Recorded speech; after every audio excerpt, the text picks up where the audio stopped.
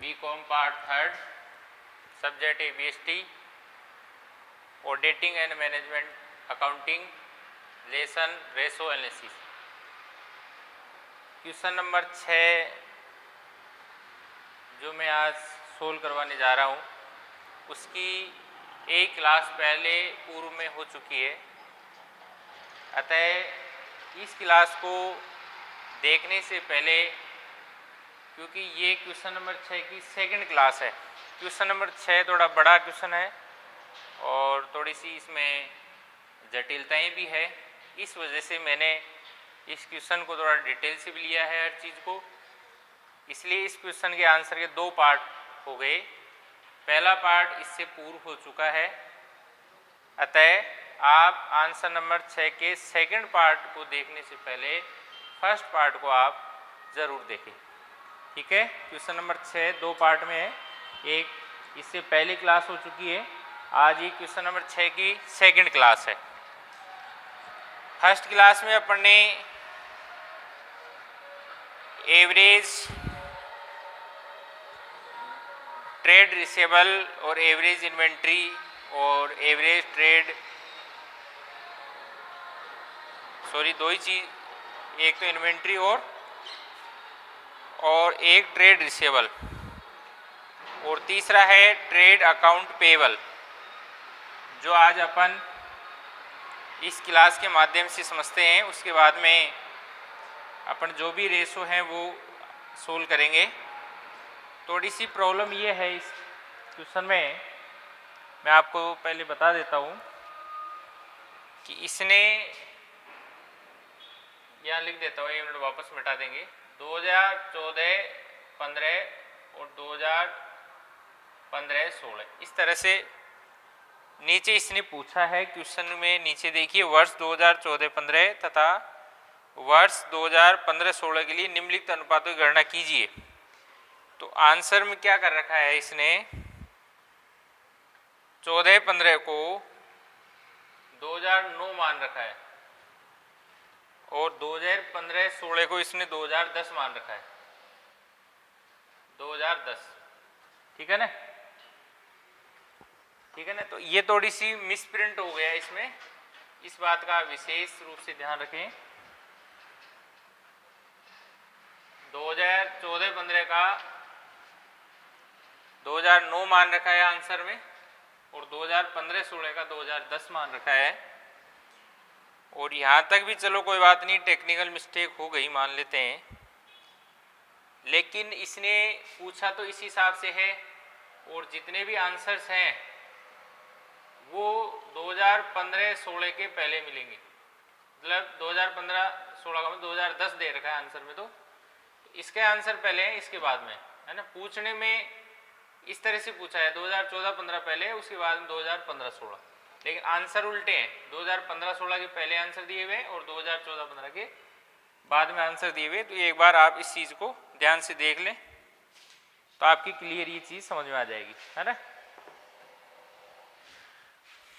इस चीज़ को मैं मिटा देता हूँ।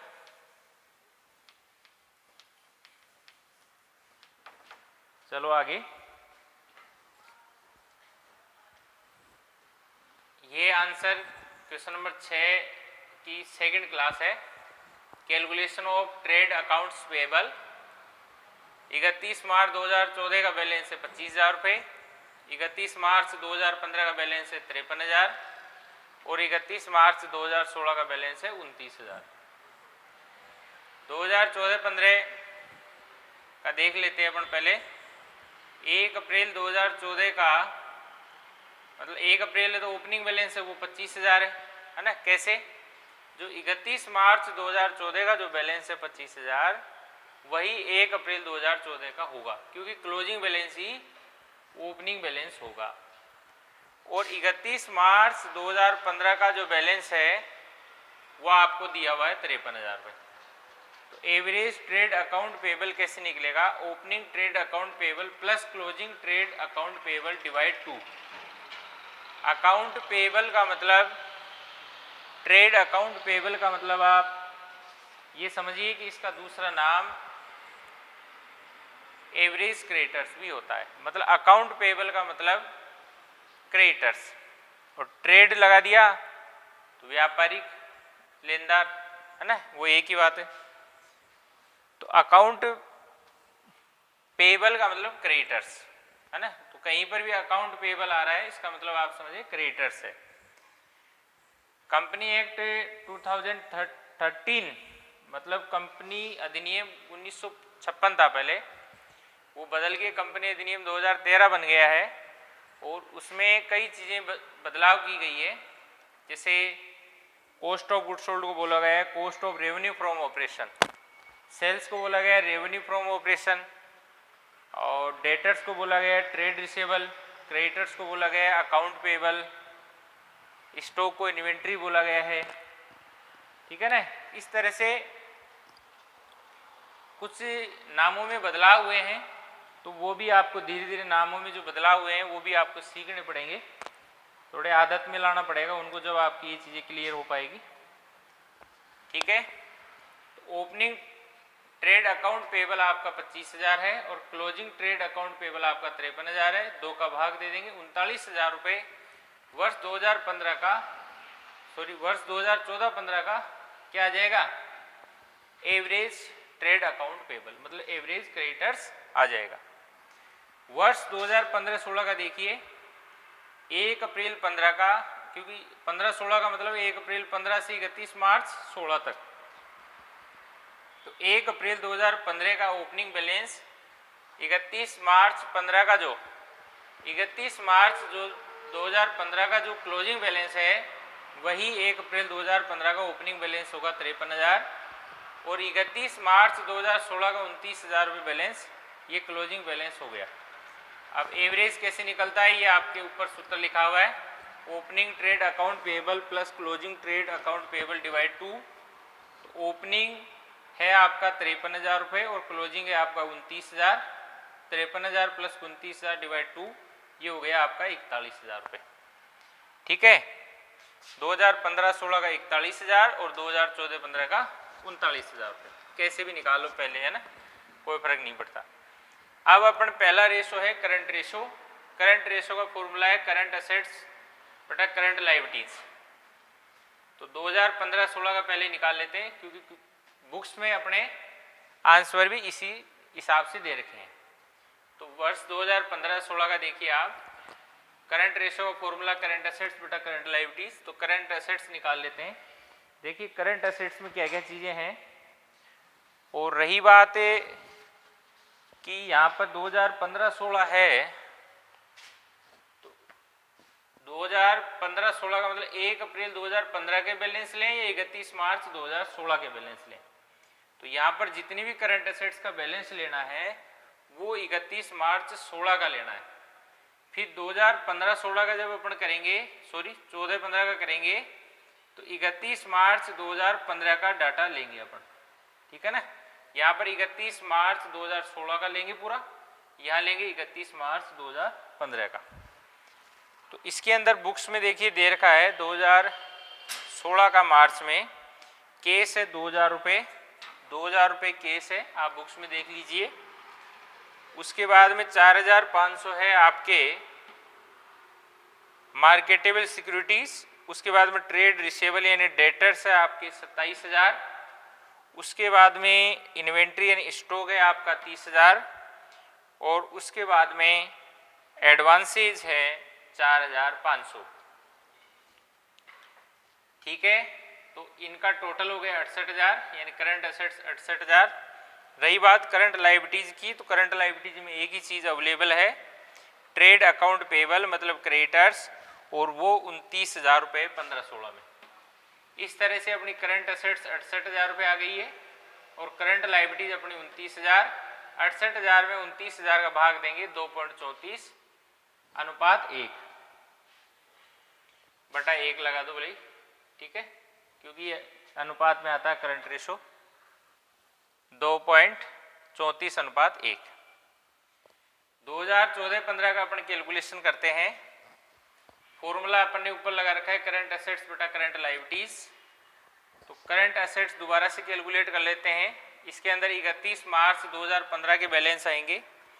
31 मार्च 2015 का बैलेंस आप देखिए। सबसे पहले केस है 4000 रुपये करंट एसेट्स में, उसके बाद में मार्केटेबल सिक्योरिटीज़ है 12,000 रुपये, उसके बाद में ट्रेड रिसीवेबल है आपका 38,000 रुपये, उसके बाद में है इन्वेंट्री 40,000 रुपये, और उसके बाद में एडवांसेज है आपके 10,000 रुपये। इनका टोटल हो गया 1,04,000 रुपये। करंट लायबिलिटीज में ट्रेड अकाउंट पेबल है आपका 53,000 रुपये, जिसे क्रेडिटर्स अपन कहेंगे। तो 1,04,000 करंट एसेट्स आ गई है अपनी, और करंट लायबिलिटीज है 53,000। 1,04,000 में 53,000 रुपये भाग देंगे तो 1.96:1। ठीक है, ये अपना केस रेशो आ गया है 2014-15 का। इसके बाद में सेकंड रेशो अपन से पूछा है त्वरित अनुपात यानी क्यूक रेशो, और क्यूक रेशो का दूसरा नाम लिक्विड रेशो भी होता है। क्यूक रेशो नाम दिया है इसलिए मैंने क्यूक एसेट्स लिए, आप लिक्विड रेशो ले तो लिक्विड एसेट्स भी ले सकते हैं। कहने का मतलब क्यूक रेशो लिक्विड रेशो में किसी प्रकार का कोई डिफरेंस नहीं है। इसी तरह से लिक्विड एसेट्स और क्यूक एसेट्स में भी किसी प्रकार का कोई डिफरेंस नहीं है, एक ही चीज़ के दो नाम हैं। तो क्यूक एसेट्स बटा करंट लायबिलिटीज, तो करंट लायबिलिटी जो पूर्व में अपन ने कैलकुलेट कर रखी है वही काम में लेंगे, लेकिन क्यूक एसेट्स अपन दोबारा से निकालेंगे। सबसे पहले 2015-16 का अपन देख लेते हैं। 2015-16 की क्यूक एसेट्स निकालने के लिए करंट एसेट्स काम में लेंगे अपन, है ना, 15-16 की। तो 2015-16 की करंट एसेट्स अपने 68,000 रुपये आई थी। तो करंट एसेट्स में से अपन एक चीज़ लेस कर देते हैं जिसका नाम है इन्वेंट्री, और वो अपनी है बुक्स में देखिए आप 30,000 रुपये। 68,000 में 30,000 रुपये घटाएंगे 38,000 रुपये आ गए। एक क्वेश्चन कईयों के दिमाग में ये आएगा कि सर आपने एडवांस क्यों नहीं घटाया।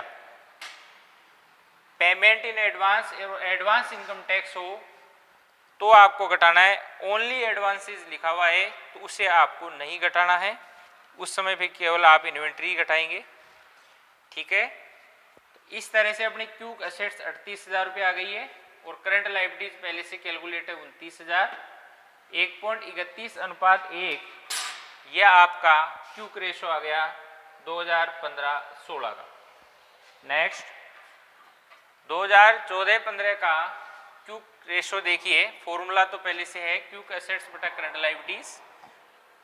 तो क्यूक एसेट्स कैलकुलेशन करते हैं। क्यूक एसेट्स कैलकुलेशन के लिए 14-15 के लिए पहले करंट एसेट्स चाहिए अपन को। 2014-15 की करंट एसेट्स है अपनी 1,04,000 रुपये। उसके अंदर से अपन स्टॉक घटा देंगे मार्च 15 का, और मार्च 15 का स्टॉक है आपका 40,000 रुपये। तो 1,04,000 में से 40,000 रुपये आप लेस करेंगे, 64,000 रुपये क्यूक एसेट्स बचेगी। क्यूक एसेट्स 64,000 रुपये आ गई। और करंट लायबिलिटीज आपकी 2014-15 की करंट लायबिलिटीज आपकी 53,000 रुपये। ठीक है, इस तरह से 64,000 में 53,000 रुपये का भाग देंगे तो 1.21:1। ठीक है, इसके बाद में next third inventory turnover ratio का फॉर्मूला होता है cost of revenue from operation बटा average inventory. Cost of revenue from operation का मतलब है cost of goods sold, average inventory का मतलब है average stock.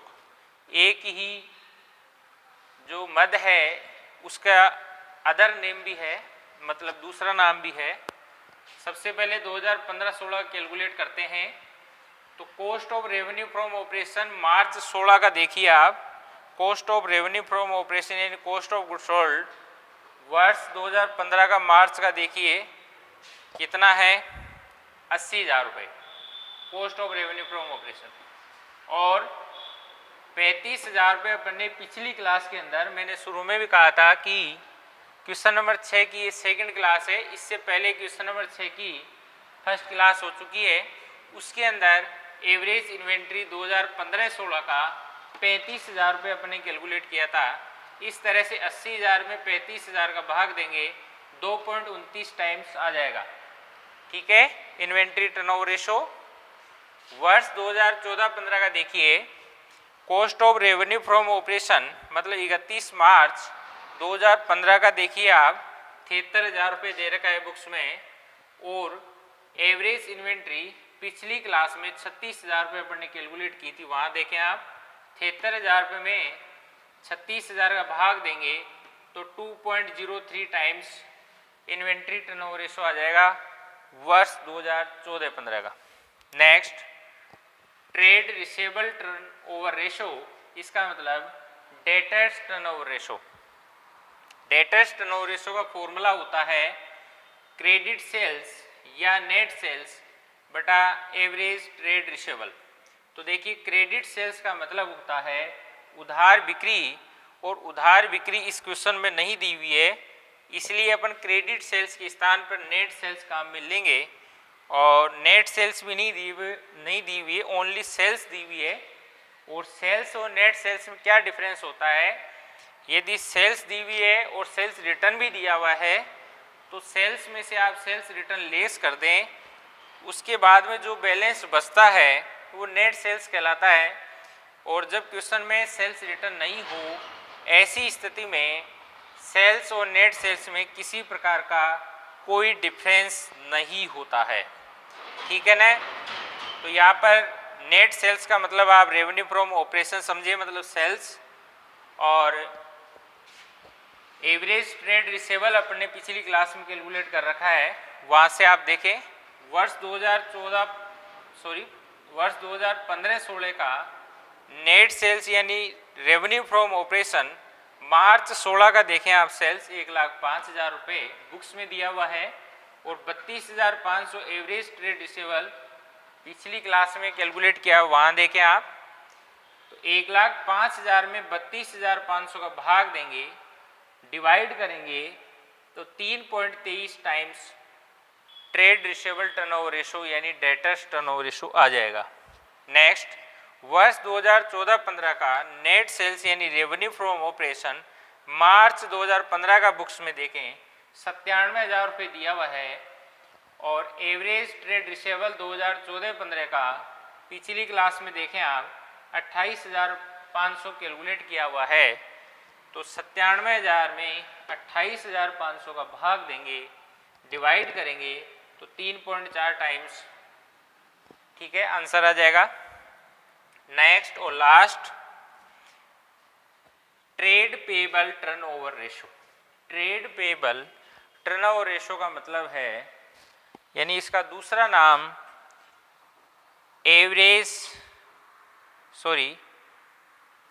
Creditors turnover ratio, मतलब ट्रेड पेबल का मतलब है क्रेडिटर्स।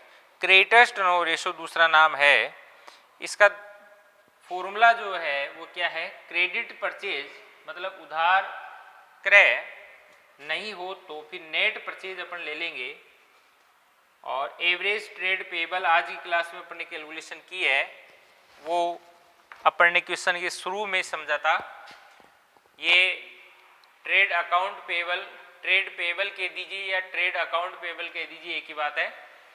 वर्ष 2014-15 का तो है आपके 39,000 रुपये, और 2015-16 का है आपके 41,000 रुपये। ये पहले से कैलकुलेट मैंने क्लास शुरू में कर दिया था। एवरेज ट्रेड पेबल या एवरेज ट्रेड अकाउंट पेबल कह दीजिए, या ट्रेड पेबल कह दीजिए, ट्रेड अकाउंट पेबल कह दीजिए, या आप इसको क्रेडिटर्स भी कह सकते हैं, एक ही बात है। अब सबसे बड़ी समस्या ये है कि इसमें परचेज, उधार परचेज तो दी हुई नहीं है, लेकिन परचेज भी नहीं दी हुई, और परचेज और नेट परचेज में कोई डिफरेंस नहीं है जब तक परचेज रिटर्न नहीं हो क्वेश्चन में। तो अपन परचेज कैलकुलेट करेंगे, इसके लिए अपन को एक सूत्र लगाना पड़ेगा, परचेज बराबर closing stock plus cost of goods sold minus opening stock. क्या, दोबारा समझें, परचेज का फॉर्मूला है closing stock plus cost of goods sold minus opening stock, ठीक है। वर्ष 2015-16 का देखें, क्लोजिंग स्टॉक आपका 30,000 रुपये है, और कॉस्ट ऑफ गुड्स सोल्ड यानी cost of revenue from operation books में देखें 80,000 रुपये, ठीक है, और माइनस क्लोजिंग स्टॉक है 2015-16 का 40,000 रुपये। इस तरह से 30,000 प्लस 80,000 माइनस 40,000 70,000 रुपये परचेज आ गई है। 2014-15 का क्लोजिंग स्टॉक 40,000 है, कॉस्ट ऑफ गुड्स सोल्ड यानी cost of revenue from operation आपका 73,000 रुपये है और ओपनिंग स्टॉक आपका 32,000 रुपये है। इस तरह 40,000 प्लस 73,000 माइनस 32,000 बराबर 81,000 रुपये आपकी परचेज आ जाएगी। क्लोजिंग स्टॉक और ओपनिंग स्टॉक आप पिछली क्लास में देखे, वहाँ पर इस चीज़ को बिल्कुल क्लियर रूप से स्पष्ट किया हुआ है, वहाँ देखें आप क्लियर, ठीक है। रही बात अब जगह थोड़ी शॉर्ट पड़ गई है, कम पड़ गई है, इसलिए मैं आपको ऐसे ही मौखिक रूप से बता देता हूँ कि फॉर्मूला तो मैंने लगा दिया है ना, केवल आपको डेटा किस तरह से यूज़ करते हैं वो बता देता हूँ। तो परचेज देखिए 2015-16 का पहले निकाल लेते, तो परचेज अपनी है 70,000, तो परचेज में भाग देना है ट्रेड पेएबल का या ट्रेड अकाउंट पेएबल का, तो 70,000 में आपको भाग देना है 15-16 का, देखिए 14-15 का है, 15-16 का है 41,000, यानी 70,000 रुपये में आप 41,000 का भाग देंगे तो ये आपके 1.7 आ जाएगा। राउंड ऑफ कर लेना, कोई दिक्कत आए तो राउंड ऑफ कर लेना, ठीक है। 1.7 आपका times trade payable turnover ratio आ जाएगा 2015-16 का। 2014-15 की परचेज आपकी 81,000 है और 81,000 में आप 2014-15 का जो एवरेज ट्रेड अकाउंट पेएबल है वो 39,000 है, इसलिए आप 81,000 में इस 39,000 रुपये का भाग दे दें या डिवाइड कर दें तो 2.07 आ जाएगा। राउंड ऑफ कर लें, ठीक है, इस बात का विशेष तौर से ध्यान रखें। पॉइंट के बाद में 2 डिजिट तक ही आपको डेटा रखने हैं, बाकी राउंड ऑफ करना है आपको, तो 2.07 आपका इस तरह से आंसर आ जाएगा। क्वेश्चन बहुत आसान है, क्वेश्चन बहुत ही कठिन भी है, और यदि ऐसे क्वेश्चंस आप थोड़ा ईमानदारी से और थोड़ा प्रैक्टिस बढ़िया करेंगे तो आपकी नॉलेज और बढ़ेगी, ठीक है, आपका दिमाग और जल्दी जल्दी चलेगा। और जब कुछ चीज़ें अपने खुद सोच समझ के या थोड़ी सी हार्ड चीज़ों को यदि अपन आसानी से क्लियर कर लेते हैं समझते हुए, तो अपना थोड़ा कॉन्फिडेंस और मजबूत होता है। इस तरह से क्वेश्चन नंबर 6 थोड़ा बड़ा भी था, थोड़ा कठिन था, इसलिए मैंने इसको स्पष्ट रूप से पूरा क्लियर किया है और 2 क्लास में इसको डिवाइड किया है। इससे पहले एक क्लास हो चुकी है, तो इस क्लास को देखने से पहले आप जो इससे पहले क्लास हो रखी उसे आप ध्यान से देखें, और फिर आप दोनों क्लास जब कंप्लीट हो जाए तो इस क्वेश्चन को 1-2 बार आप बिना देखे करने की कोशिश करें, और इस टाइप का कोई एग्जाम्पल हो उसे भी आप ज़रूर करें, ठीक है। Thank you.